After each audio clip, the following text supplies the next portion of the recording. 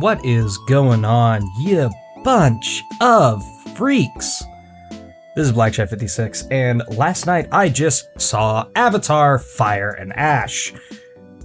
Apologize for the opening, for anybody that is watching with headphones. That really fucking hurt. And that's all I'm going to say. So, we're back on Pandora, ladies and gentlemen. What all is going on? So, the synopsis, according to Online, is the conflict on Pandora escalates as Jake and Natiri's family encountered a new, aggressive Na'vi tribe. So, by that, they're talking about the Ash people. I forget what the official Na'vi term is. But this particular group is more of a insane, they don't believe in Awa, kind of almost cult-like, honestly, with the some of the shit that they do. So that is more or less like it's the secondary antagonist, and they group up with the main antagonist, which is the RDA. You do have Miles Quaritch still alive thanks to Spider, and they are now teaming up in this movie, and more ways than one. We're going to go ahead and go with non-spoilers here. Well, I'll eventually get to spoilers, but my non-spoiler thoughts so far. I think if you are not a fan of the first two Avatars, this is not going to convince you. If you didn't like the last one, this is a lot of rinse and repeat as far as like certain story beats. I mean, the last one was a lot of rinse and repeat of a lot of story beats from the first movie, at least in the middle. And while I definitely enjoyed that movie, obviously this channel wasn't running by the time I did do that, I enjoyed that movie. I definitely had a lot of fun with it. I grew up with the first Avatar. That was something that I watched on repeat constantly. So the fact that we're finally now getting towards what feels more or less like an end game is great. And I think that this movie is going to make an ass load of money, as the other two have. And yeah, I definitely think that we're going to get that Avatar 4 and 5. I definitely would say don't go past that, because I mean, it's Disney. If it still makes money, they're going to keep going. But I don't think anybody but James Cameron can do this as far as like having the eye for the visual effects and everything, which is the best part of this movie, by the way. The visuals are astronomical. There are certain points where like it's just pure CG on screen, but you can't even tell. Like, this is gonna sound weird. This is actually one of my high praises of the Lion King remake that we got. I believe it was 2019. Yeah, no, that is entirely CG, by the way. Like, there's only one live action shot, and it's the sunrise. And yeah, I mean, it's on par with that. Like, some of those, like, when I say the entire movie, I mean the backgrounds. None of that was shot in physical location, except aside from that sunrise. This one didn't even have a live action shot aside from like people on green screens and stuff like that. So the fact that we got a movie that looks this good, especially within 2 years, because I believe, yeah, Way of Water came out, okay, so 3 years. In the span of 3 years, we got visual effects this good. Now, granted, if I remember correctly, they were already working on part 3 when part 2 wrapped up. So just to kind of keep the kid actors around the same, especially with Spider, because like, you know, with the other kids, with Jake and Natiri's Na'vi children, the ones that survived the last movie. Obviously, you know, like the voices are going to be different, but they already kind of gave him more teenage voices anyways, except for Took. So like you can more or less fludge around with that. I mean, hell, Kiri is played by Sigourney Weaver of all people, who is well past 60, and oh, there's a scene in there that made me go, oh wow, I completely forgot about that, and that makes it a little ewy, but I get it in the realms of the story. It just it sounds like I hate this movie. I really didn't. You do feel the runtime. I will say that this is a 3 hour and 15-minute movie. Holy shit, do you feel that runtime? And it's mostly towards the last hour, whereas I felt like with the second movie, you mostly felt the runtime at the halfway point, because like I said, with the second movie, it was a lot of rinse and repeat in the center. So when they get to the Metkainas, that in and of itself is basically speedrun version of what the first Avatar was. This one, you don't get that. There is no training montage or anything along those lines. It is very get up and go. I will say that the action is very well done. It's just in that last hour, you do feel the runtime because there's a lot of fat in this movie, and there is some fat that you can definitely trim. But beyond that, I mean, I still thoroughly enjoyed this movie. I highly recommend going and seeing it on the biggest screen possible if you can. If you can't, it is what it is. I get it. You can wait for this to come out on Disney Plus, which I imagine will be out on Disney Plus here in about 3 months. But that's just me. So really quickly, let's get into my rating before I get into specific spoilers, because there is something that is very fascinating, and they do reveal it in some of the trailers. But if you're going in completely blind, I'm going to leave it alone for you.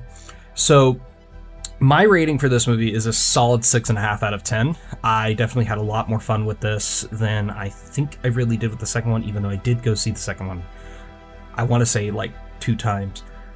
I will probably watch this again, and I'm sure my views will change a little bit. I'm sure with the second watch, it's a lot like the second one. With the second watch, you really do feel that runtime.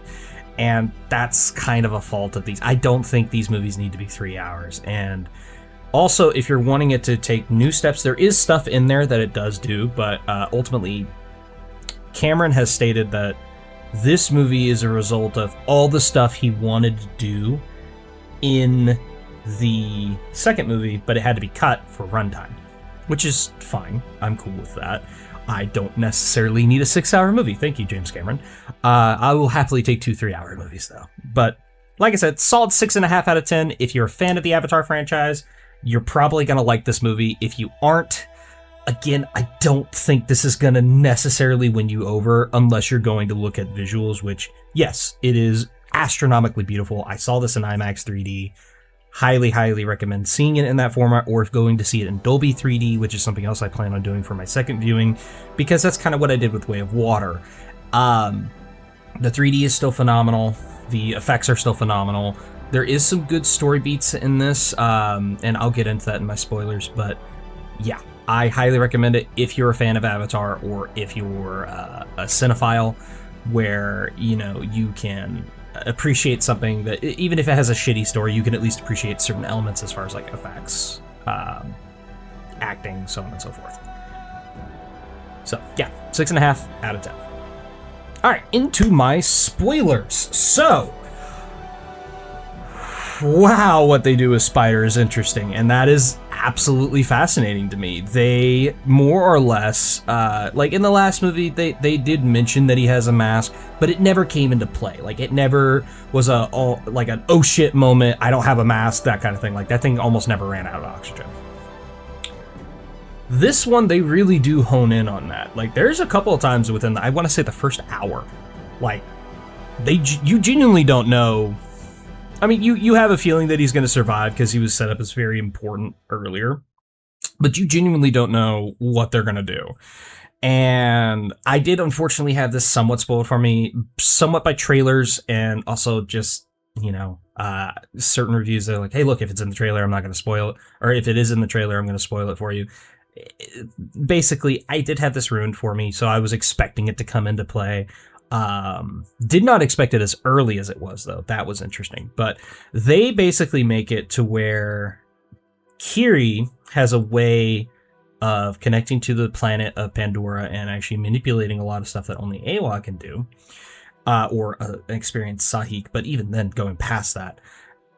And she basically, while Spider is completely out of oxygen, they're on the run, they're nowhere near another mask, she more or less connects to the spirit, connects to the world, and actively controls the planet to, hey, give this kid something to let him breathe and let him connect to the world of Pandora. So not only is Spider now able to breathe on Pandora, thanks to, I thought it looked like cordyceps, but it's like this, the fibers that you see whenever somebody is getting transferred or getting connected to Awa, like on the ground level, that more or less goes into his body and it allows him to breathe. But not only that, it gives him a way to connect to the world. Like it's a little more or less a little tail. The reason why all the avatars have ponytails, actually, because that is a way for them to connect, and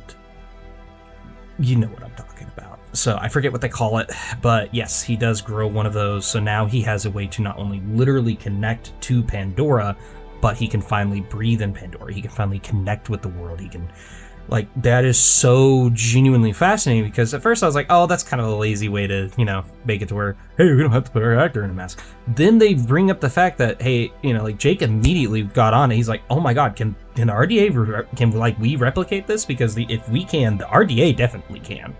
And if they can connect, like if they can find a way to reverse engineer this, holy shit. I mean, that's the end game. We're over. There's nothing gonna stop. There's nothing that will stop the entirety of planet Earth coming here and ruining this planet.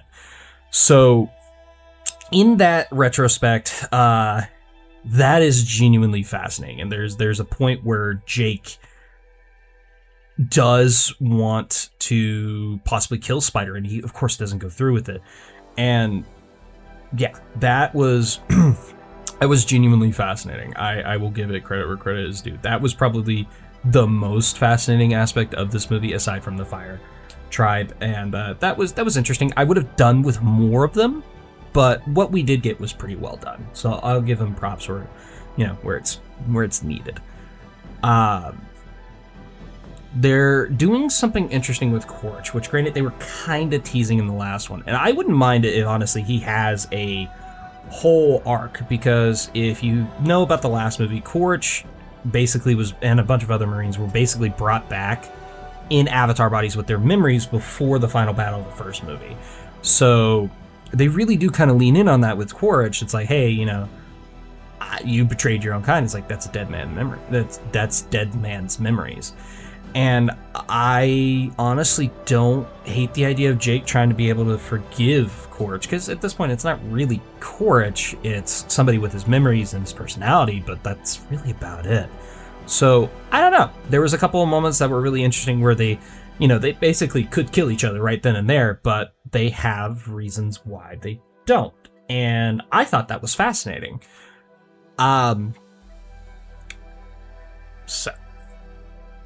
that being said, spoilers are out of the way. Those were just the main ones I really wanted to talk about. The everything with Neytiri was fascinating to me, as far as how she goes through her arc of like how she views the Sky People and so on and so forth. And another thing would be basically that I thought it was interesting with the Air Tribe, the air traders. I thought they were really, really cool, but you kind of forget about them because of what happens towards the beginning, and they don't really come back into play, which is fine. I could do with more of them, though. That was actually genuinely fascinating. But, like I said, 6.5 out of 10, folks. If you are a huge fan of Avatar, this one is not going to dissuade you in any way, shape, or form. Or maybe it will. There's been a lot of complaints that this is not the best Avatar movie. A lot of people apparently didn't really like the second movie, which is fair. I'll give you that. This one, yeah, I think you could have definitely shaved off like 30-40 minutes, and it would have been perfectly solid, but for what we got, it's really, really good. So, go see it. If you already have seen it, let me know what you think in the comments below. And as always, stay freaky. All right, y'all.